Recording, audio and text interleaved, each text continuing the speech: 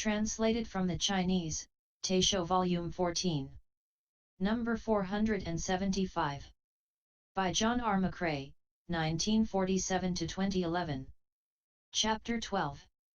Vision of Akṣobhya Buddha. At this point the world-honored one asked Vimalakīrti, when you wish to see the Tathagata, in what ways do you view the Tathagata? Vimalakīrti said, as if contemplating the real characteristic of my own body, so do I view the Buddha. When I view the Tathagata, he does not come in the past, does not go in the future, and does not abide in the present. I neither view him as form, nor view him as the suchness of form, nor view him as the nature of form. I neither view him as feeling, conception, process, or consciousness, nor view him as the suchness of consciousness, nor view him as the nature of consciousness. He does not arise from the four great elements and is identical to space. He has no accumulation of the six sensory capacities, and his eyes, ears, nose, tongue, body, and mind have already passed beyond and are not within the triple world. Having transcended the three defilements, he is in accord with the three emancipations. Complete in the three illuminations, he is equivalent to ignorance. He is neither the single characteristic nor different characteristics. He is neither a self-characteristic nor an other characteristic. He is neither without characteristics, nor does he grasp characteristics. He is not of this shore, nor of the other shore, nor of the current of samsara in between, yet he converts sentient beings. I view him in extinction, yet he is not permanently in extinction. He is neither this nor that, and he neither uses this nor uses that. He cannot be understood with wisdom, nor can he be known by consciousness. He is without darkness, i.e., ignorance, without brightness, i.e., understanding, without name and without characteristic. He is without strength, without weakness, and neither pure nor defiled. He does not occupy a region, nor does he transcend the regions. He is neither conditioned nor unconditioned. He is without manifesting and without explaining. He is neither charitable nor stingy, neither observant nor transgressive of the precepts, neither forbearant nor angry, neither energetic nor lazy, neither composed nor perturbed, and neither wise nor foolish. He is neither sincere nor dissembling, neither coming nor going, neither exiting nor entering. All the paths of words are eliminated. He is neither a field of blessings nor not a field of blessings. He is either one worthy of offerings, i.e., arhat, nor not one worthy of offerings. He neither grasps nor forsakes, he neither has characteristics nor is without characteristics. He is identical to the true limit and equivalent to the Dharma nature. He is indescribable, incalculable, he transcends appellations and me's. Yours. He is neither great nor small. He is neither vision, nor hearing, nor perceiving, nor knowing, he transcends the host of fetters.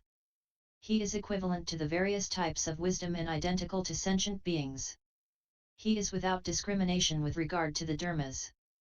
He is entirely without failing, without impurity, without vexation, without intentionality, lit, unconstructed, without activation, without generation, and without extinction, without fear, without sorrow, without joy, without dislike, and without attachment, without past, without future, and without present. He cannot be discriminated or manifested using any verbal explanations at all. World-honored one, such is the body of the Tathagata, and thus do I perform its contemplation. To use this contemplation is called the correct contemplation. If one uses some other contemplation, this is called the incorrect contemplation. Uriputra then asked Vimalakīrti, where did you die to become born here? Vimalakīrti said, are there death and birth in the dharmas as you apprehend, attain, them? Uriputra said, there are no death and birth in the dharmas. Vimalakīrti said, if the dharmas are without the characteristics of death and birth, why do you ask where did you die to become born here? What do you mean? It is as if a magician conjures up a man and a woman, do they die and become born? Uriraputra said, they do not die and become born. Vimalakirti said, but can you not have heard the Buddha explain that the dharmas are like conjured characteristics? Uriraputra said, so I have. Vimalakirti said, if all the dharmas are like conjured characteristics, why do you ask where did you die to become born here? Uriraputra, death is the characteristic of the destruction of false dharmas, and birth is the characteristic of continuity of false dharmas. Although bodhisattvas die, they do not exhaust their roots of goodness, and although they are born they do not nurture the various evils. Then the Buddha told Uriraputra, there is a country called Wondrous Joy, Abhirati, where the Buddha is entitled Akṣobhya, immovable. Vimalakirti died in that country prior to being born here. Uriraputra said, this is unprecedented. World-honored one, this person is able to forsake a pure land and come take pleasure in this place of great anger and harm. Vimalakirti said to Uriraputra, what do you think? When the sun's light appears, is it conjoined with darkness? Uriraputra answered, no. When the sun's light appears, the darkness disappears.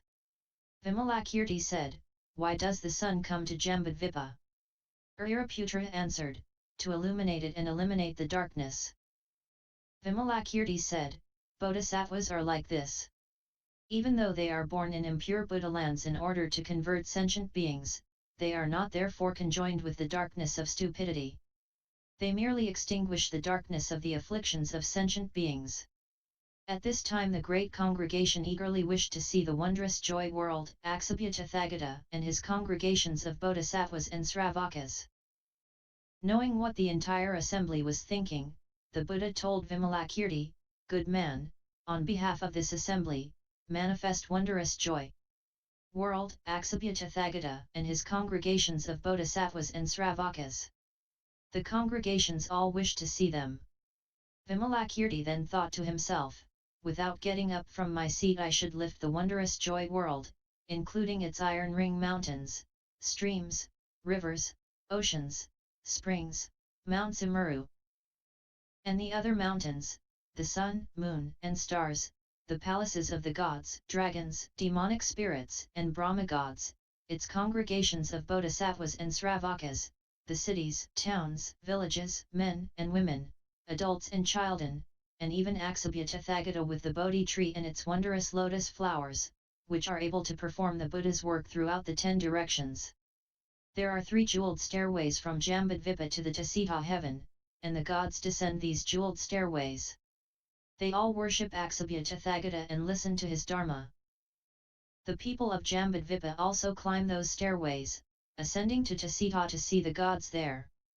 The wondrous joy world is composed of such immeasurable merits, from the Akanistha heaven above to the water limit, i.e., the disk of water, below. I will grasp it in my right hand, as a potter does a wheel, bringing it into this world like carrying a flower garland, to show all the congregations. Thinking this thought, Vimalakirti entered Samadhi and manifested the power of numinous transformation.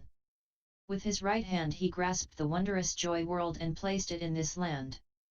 Those congregations of bodhisattvas and sravakas in that wondrous joy world, as well as the other gods and humans who had attained numinous penetration, all said, O world-honored one, who is taking us away? Please save us.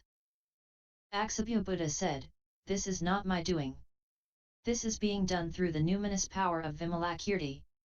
The others, who had not attained numinous penetration, were unaware of where they were going. Although the wondrous joy world entered this land, it did not expand or contract. At this the Saha world was not constricted, but unchanged from before. At this point Akyamuni Buddha told the great congregations, you may view the wondrous joy world, Akṣobhya Tathagata, and the ornamentations of that country, and the pure practices of the bodhisattvas and purity of the disciples. They all said, yes, we see them. The Buddha said, bodhisattvas who wish to attain pure Buddha lands such as this should learn the path that has been practiced by Akṣobhya Tathagata. When this wondrous joy world was manifested, 14 Nahudas of people in the Saha world generated the intention to achieve Anuttara Samaya Kese. Bodhi, all wishing to be born in the wondrous joy Buddha land. Akyamuni Buddha predicted for them, saying, "You will be born in that country." Then the benefits in response of having the wondrous joy world in this country were finished, and it returned to its original place, as seen by the entire congregation. The Buddha told Uriyaputra, "Did you see this wondrous joy world and Akṣobhya Buddha?" Uriyaputra said, "Yes, I saw them." World-honored one, I wish that every sentient being could attain a pure land like that of Akṣobhya Buddha and obtain the power of numinous penetration like Vimalakīrti. World-honored one, we have quickly attained good benefit, seeing these people and making offerings directly to them. Those sentient beings who hear this sutra, either now while you are present or after the Buddha's nirvana, will also attain good benefit.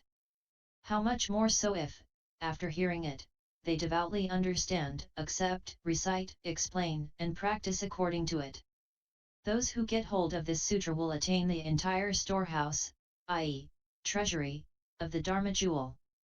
If one reads, recites, explains its meaning, or practices according to its explanation, one will be protected and remembered by the Buddhas. To make offerings to such a person, understand that this is to make offerings to the Buddha.